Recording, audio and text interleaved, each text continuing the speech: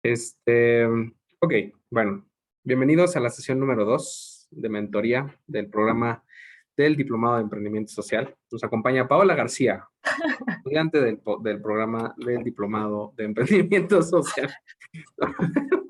Pareciera que esto es bueno, ya. Ok, Paola. Bueno, pues mira, el motivo de esta sesión, primero que nada, es como explorar cuáles son. Me llegó Gaby.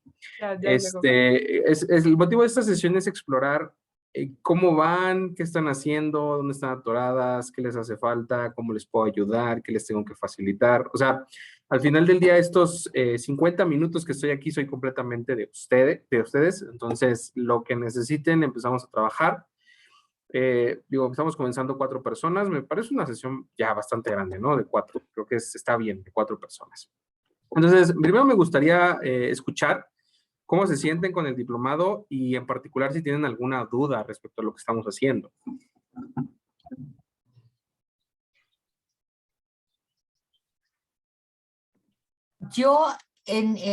A mí me gustaría, hola a todos, a Hola. todas. Yo hace rato estaba un poco oyendo la sesión que tuvieron de mentoría la vez pasada, donde nada más me quedé hasta tu caso, Pau, de la segmentación de mercado. Y mi duda, Oscar, tiene que ver un poco como con el proceso. La verdad es que no, y ese es tema mío, no me he puesto a trabajar en el proyecto más allá de lo que hago en clase. Entonces, pues claramente, un poco ahorita oyendo la sesión de mentoría, dije, no, es que tengo que aterrizar mucho más y ya empezar como a construir un documento con las herramientas que nos vas brindando. Eso es lo que yo creo que debería de estar haciendo, pero sí me gustaría, si nos puedes como orientar un poco, porque la verdad es que yo me siento que me aventé y voy tomando como las clases, pero no como alumna de saco 10 y punto, y no se trata de eso, ¿no? Creo que esto es un poco más, pues más interactivo y más de ir construyendo, y esa es la parte donde hoy, hace una hora, me cayó el 20, dije, no, a ver, hay que hacer un rewind aquí, porque independientemente de que lo que hemos visto hasta ahorita me ha parecido espectacular, o sea, me parece un mundo, pues, súper interesante y muy nuevo para mí. Sí necesito ya ahorita, a ver, ¿no?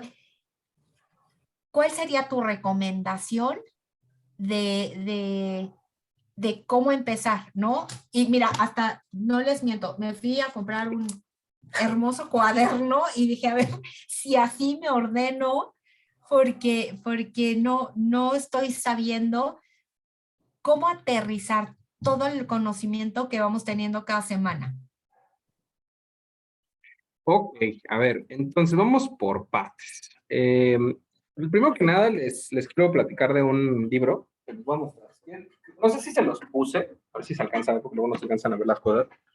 Este libro se llama Lean Impact, ¿no? Aquí creo que sí se ve. Lean Impact. No sé si lo han visto, no sé si lo conocen, pero este libro habla específicamente de una profesora que se llama Ann Chang. Y Ann Chang trabajó muchísimos años con temas de proyecto de impacto social. Entonces, ella de alguna manera recapitula muchas experiencias que se llevan a cabo por parte de las organizaciones civiles.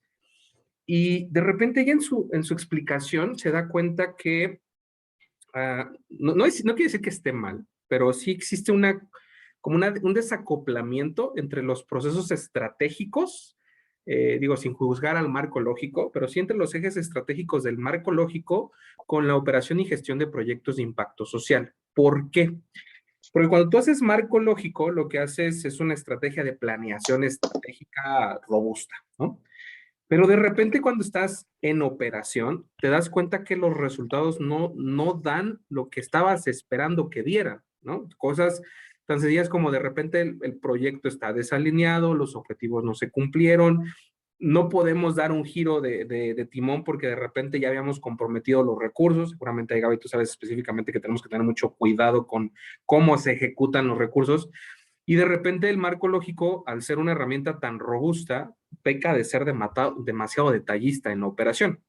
Entonces, Ann Chang se da cuenta de esa desalineación y ya desde el punto de vista dice, a ver, creo que un pequeño error que estamos cometiendo las organizaciones civiles es que, o sea, tenemos que tener tanto cuidado con los recursos que descuidamos muchísimo la ejecución propia del proyecto. Entonces ella dice, ¿qué pasaría si las organizaciones civiles, por un lado, se quitan este paradigma de decir, a ver, necesito una asistencia por una donación, un ejercicio, y de repente me hago responsable de mis propios ingresos? Entonces toma el aprendizaje de uno de los autores que me gusta muchísimo, que es Steve Blank y Eric Rice, que es su discípulo, y de repente dice, ¿qué pasaría si utilizo estas metodologías ágiles para la gestión de proyectos sociales? Entonces se da cuenta que existen tres elementos que de repente participan, es la comunidad como tal, los clientes y una tercera persona que en este caso podría ser en temas muy generales es el stakeholder o la persona interesada de que el proyecto se ejecute, ¿no? Puede ser gobierno, puede ser una empresa dedicada a la responsabilidad social, pero es alguien que de alguna manera está interesado. Entonces, en esta hélice, lo que realiza es, bueno, ¿qué pasaría si creo proyectos con una base de un modelo de negocio sostenible, obviamente dentro de los alcances de mi propia organización, con el propósito de ser mi proveedor de recursos que genere la iniciativa de la creación de proyectos? Este modelo, digo, esto se lo estoy explicando muy rápido porque aparte también viene de mi cosecha todo este ejercicio, pero este proceso de cierta manera le da a las organizaciones civiles cierta independencia de autonomía de tomar decisiones. O sea, desde este punto de vista es cómo quedaría que los asociados ya no tengan que pedirle permiso a un tercero que está patrocinando el proceso cuando yo soy responsable de los propios resultados. Entonces, esa es la premisa principal. De hecho, no sé si recuerdan, pero la descripción del diplomado, en la parte del tercer sector, nosotros poníamos organizaciones civiles que quieran encontrar alternativas diferentes a la generación de recursos a partir de donaciones. Ese es el punto clave por el cual desarrollamos el diplomado. Entonces, en este ejercicio, lo único que estamos haciendo es trasladar las metodologías de emprendimiento ágil que tienen su origen en falla rápido, falla barato, igual resumiendo muy rápido todo el proceso de emprendimiento, y dicen, ¿de qué manera en etapas muy tempranas puedo llevar proyectos a la operación que me permitan validar hipótesis de negocio? Utilizamos el método científico, estas herramientas ágiles y planeación ágil de proyectos, ¿no? Entonces, esta es como la base principal. Ahora, tú me preguntas cómo iniciar, y antes de que te dé la palabra, Celia, nada más déjame terminar esta parte. ¿Cómo debo comenzar?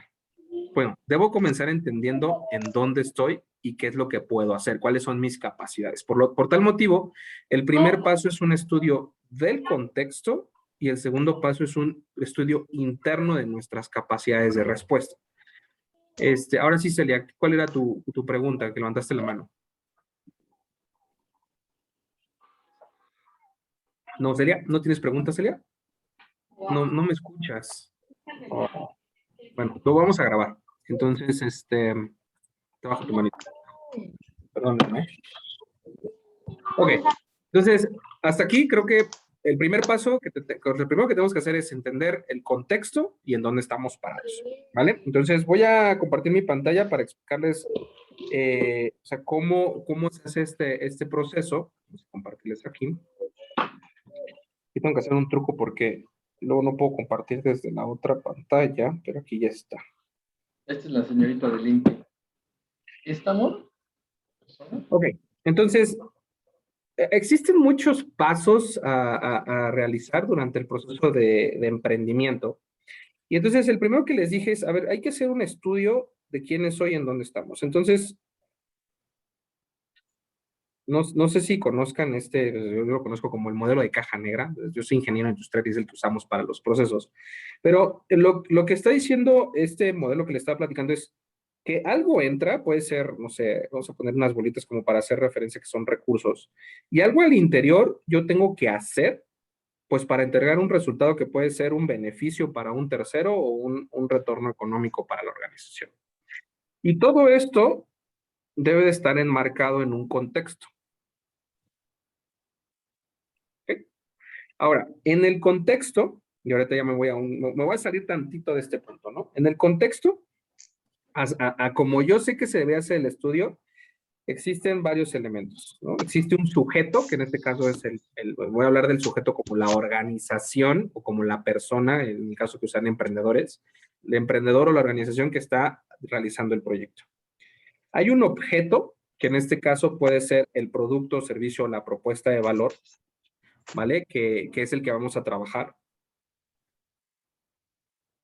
Y existe una herramienta, ¿no? Existen herramientas, vamos a poner aquí, no sé si han escuchado esta historia del martillo y el clavo. Hay ciertas herramientas que vamos a poder utilizar para poder trabajar con este objeto. Y después existe un contexto, ¿no? Existen otras personas, otras organizaciones y otras, no sé, necesidades con las cuales debemos trabajar. O sea, esto es un poquito como para entender qué tengo que analizar. Ahora vamos, es como con palitos y bolitas, ¿no? Entonces, tengo un sujeto, tengo una herramienta, tengo una propuesta de valor y tengo un contexto en el cual se está desarrollando. Vamos a verlo, digo, yo tengo más experiencia en proyectos de base tecnológica, entonces vamos a tomar un ejemplo de base tecnológica para que lo vayamos detonando, ¿no? Entonces, de repente, tengo un problema, ¿no? Entonces, tengo personas que tienen diabetes, por eso lo puse gordito, gordita, ¿vale? Tienen diabetes. Entonces, estas personas que tienen diabetes tienen un problema aquí, que se llama prediabetes. Entonces, yo estoy hablando aquí del cliente. O sea, mi cliente son personas de sobrepeso que tienen pie diabético. Ese es mi cliente o mi usuario. Ahorita vamos a ver en qué queda, ¿no? Ahora, yo como empresa o como investigador, tengo una emprendedora que se llama Concepción, una señora brillante, y desarrolló una herramienta a resolver este problema.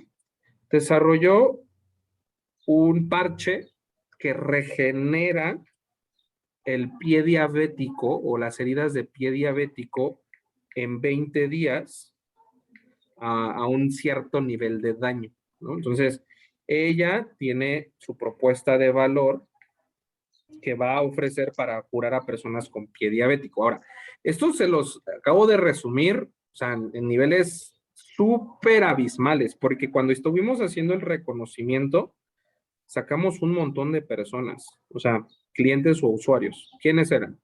O sea, sí, personas con pie diabético, Pero quemaduras. hospital, ok.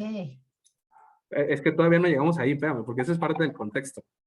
Diabetes, quemaduras, luego vendedores de dispositivos médicos, porque el hospital, fíjate, eso que acaban de, ¿quién dijo hospitales?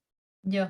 Gaby, dijiste hospitales, pero ¿qué crees? Que el Ajá. hospital no le vendes al hospital, le vendes al proveedor de dispositivos médicos que abastece al hospital. Ok, ok.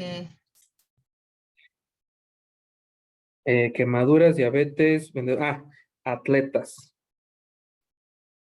Hay unos atletas, por ejemplo, un ejemplo que encontró Concepción es, los atletas que hacen ciclismo terminan con unas llagas horribles.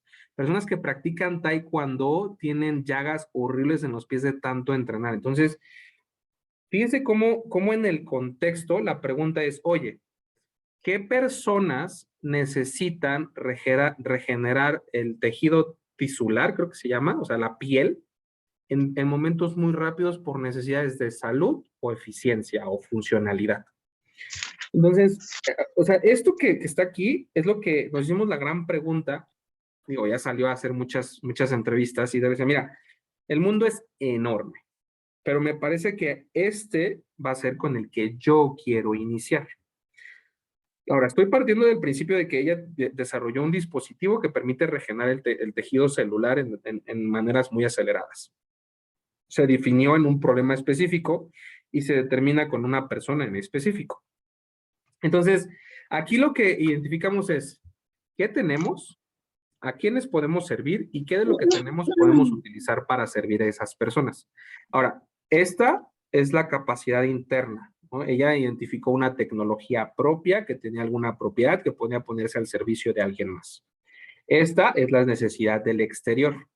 Y estas son las personas que potencialmente podrían utilizar el servicio o el producto que había desarrollado la investigadora. Ahora, de aquí, se desprenden una cantidad enorme de aliados en el contexto y de personas aquí, o sea, desde institutos de investigación, hospitales, farmacias, inclusive estuvimos metidos con Cofepris. Entonces, justo con este entorno, la pregunta que surgió es, ¿qué necesitamos para poder llegar a este usuario? ¿Y saben cuál fue el problema? Que no fue tan fácil, porque hubo dos cosas que ella no tenía claro. Y la primera era que uno, necesitaba tener un estudio clínico. Y dos, tenía que tener un laboratorio certificado. Ahora, si esto lo hubiera hecho antes de desarrollar el dispositivo médico, primero se hubiera enfocado en esto y después en el dispositivo. ¿Por qué? Porque primero el laboratorio, si mal no recuerdo, creo que le salían 3 millones de pesos y el estudio clínico en 2.5 millones. Entonces, pues ese es el problema. Es como, híjole, es que tengo el dispositivo, no lo puedo comercializar. Pues no, porque lo Sí, primero que claro. debemos de haber hecho es cuáles son las limitantes a las que te vas a enfrentar al desarrollar este tipo de investigaciones. Entonces, por eso es importante estudiar primero el contexto, porque eventualmente hubiera sabido que habría que pasar por esto. ¿Qué ocurrió? El dispositivo médico es funcional, ¿no? Tiene creo que un dispositivo, creo que es de 5 por 5 centímetros el primer tejido que está sacando. Y el problema es que ahorita está atorada con esto. Entonces, el levantamiento de capital Sí, claro. va para validar el estudio clínico y el laboratorio. ¿Cuál es el problema? Que quedó atorada. O sea, quedó atorada en el proceso de comercialización Sí, del claro. producto o servicio porque no está clínicamente probado. ¿Qué hizo? La universidad puso la patente a disposición, la ofreció a un laboratorio, el laboratorio tiene interés de comprarla siempre y cuando el estudio clínico esté terminado. Entonces, bueno, ya se ahorró lo del laboratorio, pero ahora le faltan los 2.5 millones. Ahora, el problema está que en el instituto donde ella estaba trabajando, el presupuesto del instituto era de 3 millones de pesos para sueldos y salarios. ¿Tú crees que le van a dar los 3 millones de pesos, los 2.5 para el estudio clínico? Pues no. Entonces, pobrecita está atorada en esto. Entonces, este es como el punto de por qué es importante realizar el estudio del contexto. Entonces, vámonos a regresar de este lado, ¿no? En entender, vamos a poner, por ejemplo, el caso de Gaby. Entonces, Gaby, tú tienes una organización, ¿no? Y esta organización, ¿sí se alcanza a ver o ya se trabó? Porque yo estoy dibujando la organización. No, ya se trabó. Nos quedamos en estudio clínico. A ver, ¿Ves? Hasta el entonces, software se trabó, nomás de ver los no 5 se millones y medio de ajustó. pesos. Totalmente. Oye, No, es Oscar, más, es que fíjate. es más, en vez de usar tu ejemplo, voy a usar el ejemplo de un cliente. Ok. Es que fíjate, Oscar, ahorita que te escuchaba, no sé si les pase a todas, pero el tema es que yo, y vas a ver el nivel de ignorancia que manejo en el tema. Yo estudié un doctorado en innovación social, pero es muy diferente, ¿no? Cuando ves Shark Tank y dices, ay, mira, qué fácil levantan capital, ¿no? ¿Sí me explico? Y pues la realidad es que, o sea, conseguir esos niveles de inversión no creo que sea nada fácil. Digo, esta mujer, o sea, el parche o el dispositivo que generó, o sea, me parece brillante, como bien lo dices, ¿no? Porque te resuelve, o sea, te sustituye todo el tema del zinc, que es con lo que tratan estas cosas, que es súper, o sea, sí me parece maravilloso, pero Por ejemplo, te digo, o sea, a mí también me parece increíble. O sea, yo creo que si pueden presentar esto en Shark Tank, o sea, ¿sabes por qué no les van a dar el donativo o por qué no les van a hacer la inversión? Que no hay esto. O sea, no sé cómo se llama el cuate este que trabaja con el de Genoma Lab, pero les va a pedir, ¿y el estudio sí, clínico está? Le voy a decir, no, no sí, tengo. claro. Sí, Entonces, ¿cómo te voy a creer? O sea, no me vengas a mí con ese cuento. sí, Pues sí, porque sí, saben sí. de cuál es esto. Ahora, déjenme decirle que no es tan complicado. Yo en la semana antepasada me anduve por ahí en Yucatán y me fui a un evento que yo te recomiendo muchísimo, Gaby, si lo logras conseguir. Es el FLI, es el Foro Latinoamericano de Inversión de Impacto. O sea, si ahí la organización te lo puede patrocinar, híjole, vas a encontrar una de personas ahí que invierten en temas de impacto medioambiental, la aportación. O sea, hay ONGs ahí metidas. Por ejemplo, yo me encontré a la directora de Fomento Social, City Banamex, Vanessa, por ahí me Ok, encontré con ella. Entonces, también es un tema de dónde están las personas, ¿no? Entonces, esto a sí, diferencia, claro. por ejemplo, de eventos de emprendimiento, pues no, aquí hay gente pues que pagó una lana por ir, o sea, porque no es barato, ¿no? Y aparte hay una de conferencias y conoces un montón de gente que de verdad, si tienen esa oportunidad, digo, yo veré si el próximo año veo la posibilidad de conseguirme ahí unos pases y llevarme a alguien, porque, híjole, o sea, para yo que fui solo, fue una labor titánica y conseguí muy buenos contactos, ahora si me hubiera ido con una comitiva, pues quién sabe qué hubiéramos traído, ¿no? Sí, por supuesto.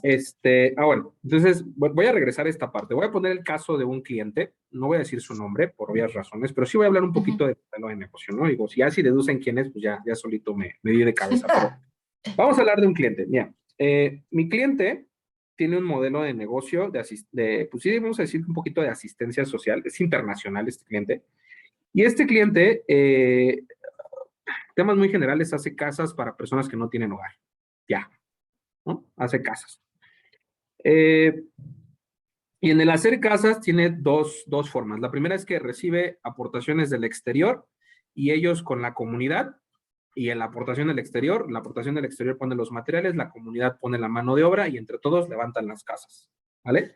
Ese es el primero. El segundo es que tienen la posibilidad de generar financiamientos para el pago de esas construcciones. Entonces, además, hacen un traslado del contenido, bueno, del valor monetario hacia el usuario de la casa, pues para que la pague, ¿no? De alguna manera, creo que el entrelazado de esto es para que la aprecie la casa, o sea, no nada más es de, ay, ya me diste la casa y ya me hago pato, no, la tienes que pagar y no es porque no te la quiera regalar, sino porque hay por ahí un tema de que si no te hago responsable de ese lugar, pues en 2 años ya no sirve, ¿no? Entonces, algo así, por ahí va la idea.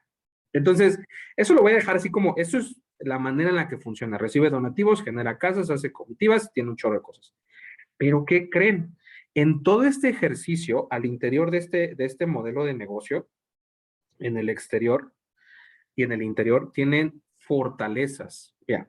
La primera de ellas es que tiene un directorio de proveedores de servicio para industria inmobiliaria y de mantenimiento de obra, súper curado, verificado y tienen a los mejores ingenieros albañiles y arquitectos que puedes tener en un directorio. Es más, ahora, eso es una. Luego, tienen un sistema de verificación estandarizado para medir la calidad de las composiciones estructurales de los edificios o viviendas. Tienen además un fondo de financiamiento estilo SOFIPO, SOFOM, que puede financiar proyectos de construcción y temas de inmobiliario para la construcción de cualquier obra civil en el tema ¿cómo se llama esto? De persona a persona, ¿no? De particulares. Luego, tiene una red de aliados que le permiten gestionar procesos y facilitar operaciones entre instituciones privadas, gobierno y gobiernos estatales y gobiernos municipales. Es decir, conoce a todo mundo en el tema de obras. Entonces, ellos te facilitan así un permiso de obra, porque tienen los contactos. Entonces, otro lado, tienen una red de distribución y alcance, porque aparte trabajan en zonas marginadas. Entonces, tienen una distribución de alcance y desplazamiento donde pocas personas o pocas organizaciones pueden llegar. Es decir, tienen una cadena de distribución tan amplia que pueden llegar a la punta del cerro de muy, muy lejano con la capacidad operativa porque su estructura se los permite, ¿no? Es así como son como Coca-Cola, que están hasta el último rincón. Entonces, con todas estas fortalezas, la pregunta que se hicieron, a ver, ¿cómo con esto puedo hacer un negocio? Entonces, cuando trabajamos con esta organización, lo hicimos a nivel Latinoamérica, y se generaron 3 proyectos muy interesantes, ¿no? El primero de ellos tenía que ver, fíjense lo interesante de esto, el primero de ellos, que trabajaba con el tema de las inundaciones, porque al final del día las personas que pierden su hogar es porque se inunda, Identificaron en el país en donde estaban trabajando que, esto está increíble, existía un monopolio por parte de las empresas de recolección de basura, de desperdicios que eran reciclables. Es decir, que esta empresa se dedicaba a importar materiales reciclables como plásticos, PET, latas, porque a su interior no existía la suficiente capacidad de generación de esa basura para comercializarse. Y la segunda es, tenían un precio muy elevado para el pago, por ejemplo, del PET, ¿no? O sea, pagaba 2 veces más el PET en ese país que en países aledaños, ¿no? El segundo identificó que como ellos habían llevado un servicio de capacitación para la formación de facilitadores en las regiones, se dieron cuenta que tenían la capacidad de generar contenidos de educación, no solamente en el tema de administración, sino en el de obra, talleres y servicios. Entonces, de repente se dieron cuenta que tenían un pool de cursos que podían ofrecer al público en general y a empresas, ¿no? Inclusive, por ejemplo, el curso de cómo desarrollar proyectos de inversión inmobiliaria, ¿no? O cómo generar un curso, bueno, por ejemplo, tenían que ir un curso de administración de tierras, ¿no? Porque aparte el tema del landlord era súper interesante para ellos. Y el tercero se había dado cuenta que en el sistema financiero existía un déficit para la identificación y evaluación de oportunidades de crédito.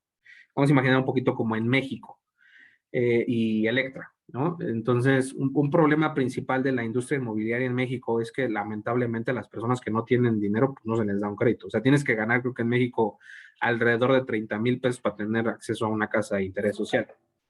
Entonces, pues no había nadie que estuviera atendiendo esa problemática y de repente se dieron cuenta que ellos tenían la posibilidad de inyectar el capital, hacer la obra, hacer un financiamiento con un apalancamiento del gobierno, pedirle a un tercero que hiciera la inversión, hacer la estructura a partir de crear algunos mecanismos de inmobiliario que incorporaban rentas y negocios y cosas así muy interesantes. Y de repente se dieron cuenta que el ser propietarios de ese lugar, dando un servicio de arrendamiento a los usuarios con la promesa de que se lo iban a entregar una vez pagado, se generó un modelo de negocio muy interesante, ¿no? Pero ya son cosas bien complejas aquí en este punto. A lo que quiero llegar en resumen es lo siguiente. Ellos se dieron cuenta que bajo estas capacidades podían resolver problemas de su exterior, problemas que ellos tenían la capacidad operativa para resolverlo. Entonces, tenemos la generación de una empresa de proyectos inmobiliarios. Tenemos una escuela de artes y oficios digital.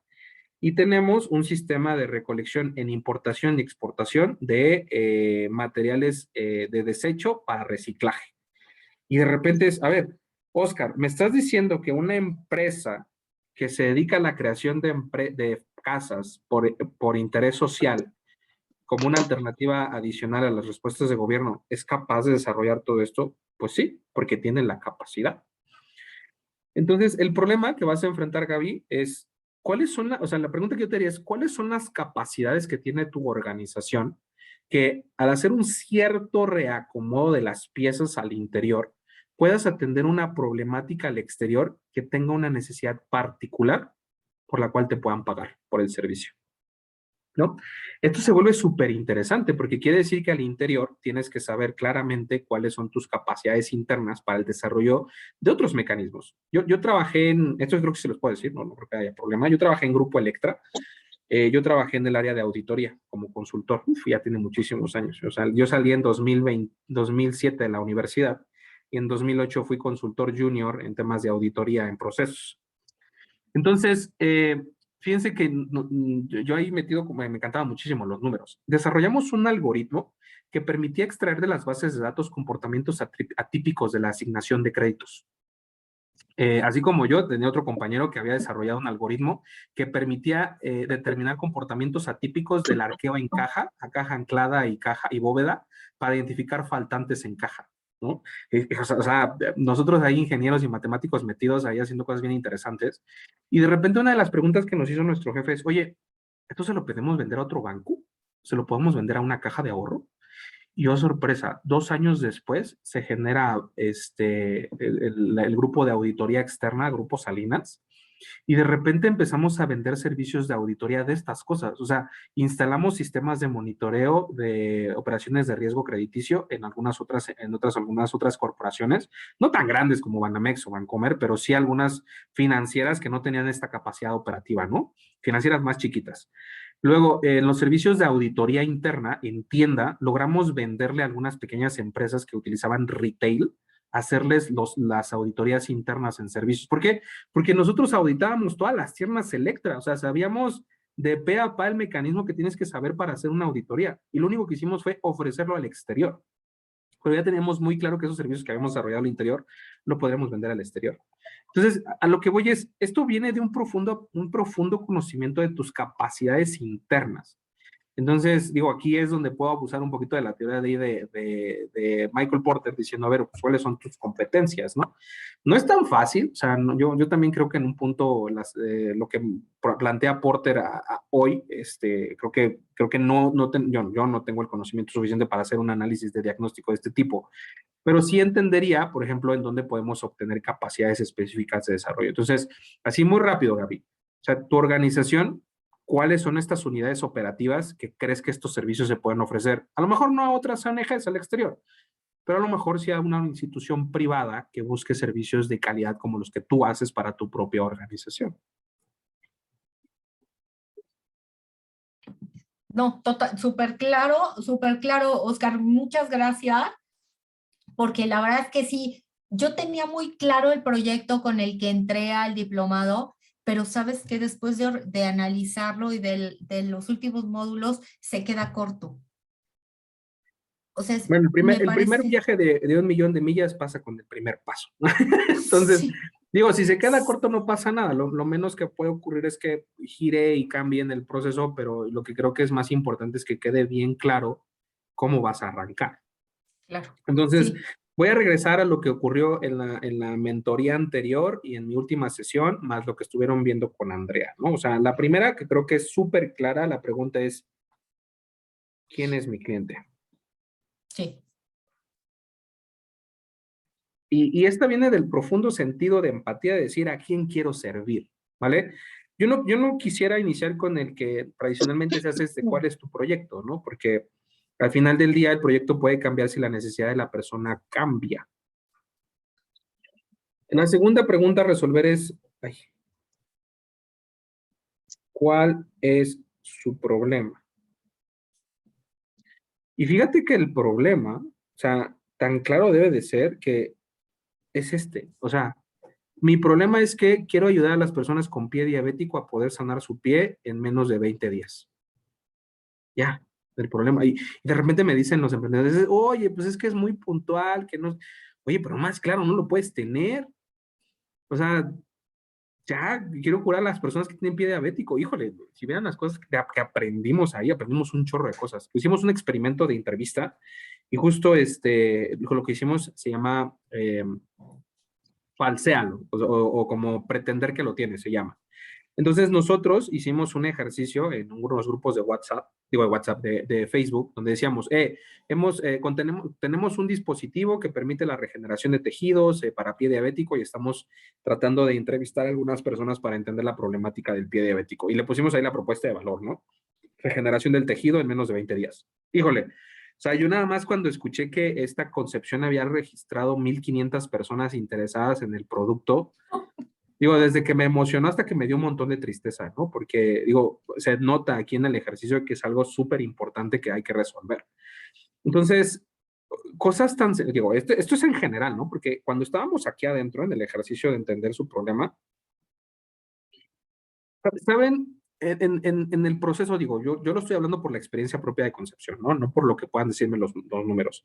Pero lo que ella me dijo fue que encontró que las personas que sufren una amputación, no es porque hayan tenido un problema severo al final, o sea, perdón, que no hayan tenido un problema severo al inicio. El problema es que las personas que tuvieron el pie diabético no lo atendieron en el momento, por lo que quieras, por pena, por falta de recursos, por desidia, y la amputación no fue solamente un resultado de no haber actuado a tiempo. Entonces, lo que me decía Concepción era que si tú fueras a la farmacia y pidieras un parche, te cortaste, una pequeña cortadita, vas a la farmacia, compras un parche de 20 pesos y te lo pones, o sea, porque son tratamientos, ¿no? Con 5 o 6 días, y te lo pones. O sea, eso, lo que me dijo Concepción es, eso evitaría muchísimas amputaciones en México. ¿Por qué? Porque lo único que necesitan hacer, o sea, la gente no va al doctor por pena y vergüenza de que tiene una herida en el pie. Y de repente te das cuenta que cuando llegan al médico, o sea, y justo nos los dijo uno de los médicos, nos dijo, mira, el problema está que cuando vienen conmigo yo ya no puedo hacer nada. Tengo que cortar, porque llegaron demasiado tarde. O sea, ya el pie está podrido, ya no lo puedo salvar. Pues sí, a esa hora es a la que van al médico. Entonces, entender eso, el pie diabético es el problema general, pero el problema de raíz es que las personas por pena o vergüenza no van al doctor. Entonces, equilibrar el entendimiento de ese aprendizaje profundo, de hecho, recuerden la ruta de experiencia del cliente, la ruta de experiencia cuando tienes un pie diabético es, tengo una herida, qué está pensando el doctor? ¿De qué está pensando la persona? Qué vergüenza, mis hijos me van a regañar, me van a decir que por qué no me cuidé, me van a mandar al doctor. ¿Qué es lo que está pensando? No quiero ir al doctor porque me da vergüenza. ¿Qué aprendimos? La gente que tiene pie diabético tiene pena y vergüenza de que alguien sepa que tiene una herida en el pie. Entonces, ahí es donde hacen sentido todas estas herramientas que les estamos diciendo. Después de saber quién es su cliente, adelante, Celia. Sí, perdón, yo tengo aquí, se me fue el audio y no podía escuchar, pero bueno, ya reinicié sin problema. En cuestión a lo que son las preguntas, es un poquito lo que tú estás comentando, que en cuestión a lo que sería la información, porque muchas veces de igual manera es por pena, por no querer ir al médico, por condiciones económicas, pero lo más importante es porque minimizan mucho ese tipo Sí, se minimiza, pero justo eso que cuestiones. acabo... En el Ajá, caso mío, perdóname, Celia, es que se cortó, pensé que habías terminado, discúlpame. A ver. ¿Sí me escuchas? Ya te escucho. Ya, ok. Entonces, es un poquito parecido porque yo lo que puse en lo que sería la ficha, bueno, que quién es mi cliente, yo puse todos aquellos que necesitan lo que es la atención, pero así como lo estás manejando, considero que sí es importante poner lo que serían rangos.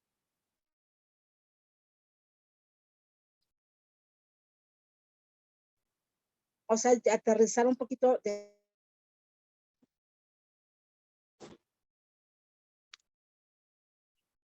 Perdón, es que se corta. Sí, dices que poner un rango. Ajá, o sea, ser un poquito más específico en cuestión a lo que sería los pacientes, porque yo, por ejemplo, en cuestión a cuál es su problema, yo puso, quiero ayudar a las personas que necesiten atención psicológica y o medicina alternativa para que puedan afrontar positivamente el día a día. Eso es de lo que yo pude contestar en este momento. Pero en base a lo que te comento de que quién es mi cliente, ahí sí es la pregunta, que si tengo yo que del universo hacerlo, o sea, hacerlo un poquito más específico, más, no sé si me explico.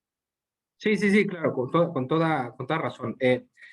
Voy a hacer la analogía del iceberg, porque es como cuando les explico a sus compañeros cómo funciona esto del emprendimiento y de la generación de problemas. Se supone que cuando hay un iceberg, creo yo, en menos del 20% es lo que se asoma, ¿no? Afuera del mar. Entonces, cuando ustedes hablan de su problema, normalmente están enfocados aquí. O sea, Ajá. yo lo que acabo de decir de Concepción, dije, personas que necesitan regenerar tejido en menos de 20 días para heridas superficiales. Y bueno, entre otras cosas, ¿no? Porque lo que me decía ella es que no hayan llegado a la capa de tejido liposo, ¿no? De la grasa. O sea, mientras sean superficiales no hay problema. Si ya llegó al músculo, ya olvídalo. Eso es otra cosa. Y ahí, lo que quiero que veas es que estas personas que yo estoy poniendo aquí, estas, se van a encontrar distribuidas acá.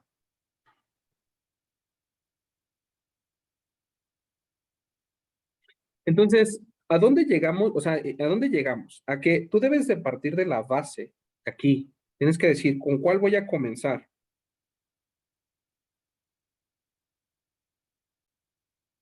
¿Por qué? Porque en el camino se asume que que vas a atender a los demás, porque eventualmente pues, tienes que llegar al objetivo principal.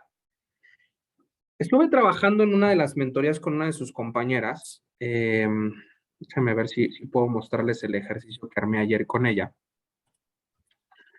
Y la sesión, esto no es, posibles clientes, permítanme.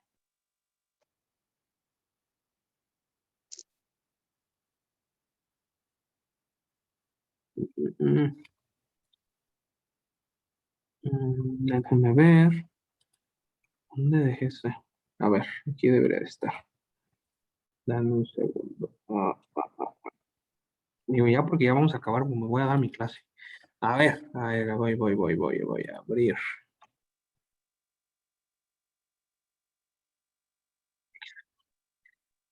Pues, estuve trabajando con Heribet, una de sus compañeras, y justo hicimos este ejercicio. Ahora, cabe destacar que los ejercicios son distintos para cada uno de ustedes, ¿no? Pero, por ejemplo, ella me había dicho que ella quería trabajar algo que se llama duelo. Y de hecho, Heribet, si estás viendo este video, vamos a utilizar tu caso, ¿no? Para tomarlo como referencia. Entonces, ella habla sobre el duelo. Y lo primero que le pregunté es, ¿qué es el duelo? Porque el duelo, desde mi punto de vista, tiene que ver con una pérdida y para mí, mi experiencia es con una pérdida de vida, ¿no? Pero ella me dijo que no, que el duelo tiene muchísimas dimensiones, muchísimas facetas, muchísimas características. Y le pregunté, ¿quién vive el duelo? Entonces, aquí es donde viene este ejercicio, Celia. Mira, ¿quién vive el duelo? Padres que pierden a uno de sus hijos, hijos que pierden a alguno de sus padres, hermanos, hermanas que pierden a algún hermano o hermana, amigos que pierden un amigo, pareja que pierde a su pareja, personas que pierden a su mascota, personas que pierden un trabajo. Y eso es la definición de las personas a las que podría atender. Ahora, ella me dijo, ¿a quién vamos a trabajar? Ok, parejas que pierden a su pareja. ¿Y qué creen? Ahí nos vamos para abajo, porque hay un chorro de separaciones de personas que pierden a su pareja. Desde personas que pierden a su pareja en vida y personas que pierden a su pareja, que trascienden, ¿no? Por la muerte. Entonces, desde una ruptura sentimental hasta el fallecimiento. O sea, todos esos marcos de duelo son los que estaba trabajando. Y de repente es, oye, hay diferencias entre las personas binarias, no binarias, hay diferencia entre las personas que fueron un duelo por casadas y se divorcian, que están en un libro y se separan, que están separadas, que tienen un noviazgo, y me dice, sí, todas son muy diferentes. Entonces, el ejercicio del caso práctico es, duelo, sección, en vertical me voy a la segmentación y digo, ok, entonces, dice Heribet, yo quiero trabajar con personas separadas, que están casadas y ahora, o sea, que alguno de ellos se va de la casa, ¿no? Entonces le digo, bueno, vamos a calcular tu mercado. Ahora, esto no es fácil porque ya fuimos hasta abajo y ahora tenemos que ver en el marco, que fue el ejercicio que les dije, ¿y cuánto vale ese mercado? Y de repente, bueno, vamos a calcular tu mercado por la cantidad de personas que fallecen que no están casadas.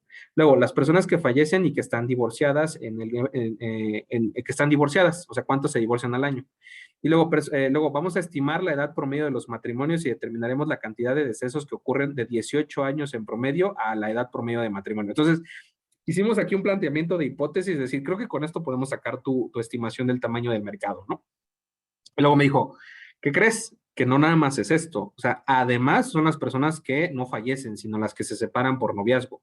Y entonces empezamos a generar una serie de hipótesis y decir, bueno, ¿cómo calculamos el tamaño de esto? Digo, a lo mejor suena demasiados números al aire, pero al final del día queda muy claro y fue cuando hicimos el ejercicio. En los perfiles de cliente, determinamos, por ejemplo, que eran parejas separadas. Luego, el problema es la inestabilidad. Fíjense, este es el problema que tú me dices, Celia. Es el problema de inestabilidad emocional posterior a la pérdida. Depresión, ansiedad, pérdida del sueño, pérdida del apetito. Ese es la punta del iceberg. ¿Por qué? Porque se ve traducido en estos problemas particulares. Bajo rendimiento en el trabajo, por debajo del 50%. Duerme menos de 4 horas. Tiene una pérdida de peso del 30% del peso inicial. Sufre de desnutrición por debajo del 20%. Ahora, ¿por qué hice esto con Heribet? Digo, porque Heribet, tú no puedes medir el problema de inestabilidad emocional. No puedes. No puedes decir que yo soy más inestable que ayer. No puedes decir que soy menos inestable que después. No se puede medir, pero sí puedes medir mi rendimiento funcional. Puedes ver que puedo tener un incremento en mi productividad, una reducción de mi peso, un incremento de mi peso. Así sí puedes medirlo. Por tal motivo, y aquí es donde viene la magia, cada uno de estos problemas particulares que identifica Heribet tienen elementos potenciales relacionados con cómo lo resuelven, ¿no? Oye, ¿cómo trabajas el bajo rendimiento? Meditación, terapia, vacaciones, tragos con amigos, luego duerme menos de 4 horas, ten pastillas, no cenas antes de dormir, haces ejercicio a mediodía, tomas platiflora, te alcoholizas, recurres a psicotrópicos, o sea, porque son las maneras en las que nuestros clientes lo están resolviendo. Y aquí la tarea de Heribet es determinar qué otras marcas existen que hagan esto. En la ruta de experiencia hicimos este ejercicio, por ejemplo, la ruta de experiencia, a ver, ¿qué pasa? ¿Cuál va a ser el duelo? Fidelidad. Ahora, órale. ¿Cómo inicia la ruta de experiencia? Recuerden, la ruta de experiencia es arbitraria, no es trivial. Ok, se entera de la infidelidad, se asegura de que lo que sucede sea verdad, confirma y hace una reclamación, se separa de su pareja, entra en un proceso de duelo y busca amigos y sale con ellos y comienza a demostrar actitudes de baja autoestima. Ya, entonces Heribet tiene que continuar con eso porque tenemos que entender qué está pensando, qué está sintiendo y eventualmente cuáles son sus aprendizajes, ¿no? Ahora, esta es la parte de entender al cliente y de repente competencia. Oye, la ayudé a hacer una búsqueda y dije, mira, encontramos a Lucy Serrano, que es una youtuber que ofrece videos, genera tráfico a sus contenidos y lo que vende son cursos y talleres. Y aquí está la referencia. Le dije, ¿para qué quieres inventar el hilo negro si ya sabes que el modelo de negocio funciona de esa manera? Y ahora, Lucy Serrano, porque aparte hicimos una revisión a Lucy, vamos a, están viendo, ¿no? El Excel. Entonces ahorita voy a poner la pantalla y revisamos a Lucy. Y algo que tiene Lucy es esto. Todos los videos que está proporcionando tienen que ver con la propuesta de valor del segmento de clientes. Señales que indican el fin de tu relación. 5 cosas que no debes permitir a tu pareja. 10 cosas que acaban con el deseo sexual. ¿Qué haces ante una infidelidad? Híjole, le dije, Heribet, esto es tu competencia. Estas son las personas que se encargan de ayudar a otras personas a trabajar el duelo de mejorar una relación de pareja. Ve qué está haciendo. Y nos metimos a su página y yo cuando le dije, es que está brutal la señora. Tiene 4.1 millones de visualizaciones. Híjole, por Dios santo, esto es un problema social enorme. Y de repente ya, pues yo supongo que no se da abasto, porque ¿qué creen? Lo que vende son cursos y talleres y da sesiones. Aquí le dije, mira, ni te compliques, aquí está el modelo de negocio. Terapia individual, pareja, familia, vía remota. Entonces, le dije, bueno, este es un ejemplo. Debe de haber más. Entonces, digo, no es como para que te cases con esto. Lo que quiero decir, le dije a Heribet, lo que quiero que sepas es que hay personas sobre este modelo de negocio. Esta señora le está sacando jugo, digo, porque a lo mejor no se da ni abasto. Pero, oye, un video de 4 millones de visualizaciones que no habrá vendido la señora. Dice, ¿no? 4.200.000 personas han visto este video. Seguro que bajo este marco ella puede entender, o sea, Heribet podría construir toda una propuesta de valor alrededor de este servicio, ¿no? Ya, o sea, ella ya hizo la chamba, la señora. Ya le demostró que esta hipótesis está validada. Yo te puedo asegurar en este momento que hay 4.200.000 personas que están interesadas en saber cómo identificar que su relación está en riesgo. ¿A poco no eso es más puntual? Y entrando en la parte de la propuesta de valor. Pues bueno, esto nace del principio de entender quién es tu cliente, cuál es su problema y cómo lo resuelve. Y voy a agarrar mi micrófono y lo voy a soltar. Entonces, cerrando la mentoría. respondiendo a estas 3 preguntas, vamos a aprender mucho de los clientes y qué es lo que tenemos que hacer por ellos. Entendemos de qué somos capaces, cómo cómo podemos resolver ese problema y qué podemos ofrecer en la propuesta de valor. ¿Ok? Pues bueno, no sé, supongo que hay muchas preguntas, pero me va a dar tiempo nomás para una, porque ya vamos a cerrar. Ahora sí, todo ellos.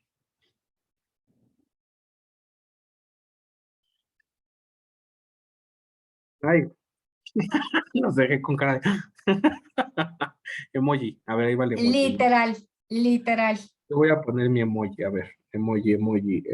O sea, yo quiero decirte que mis preguntas van a venir cuando empiece a trabajar ese Excel.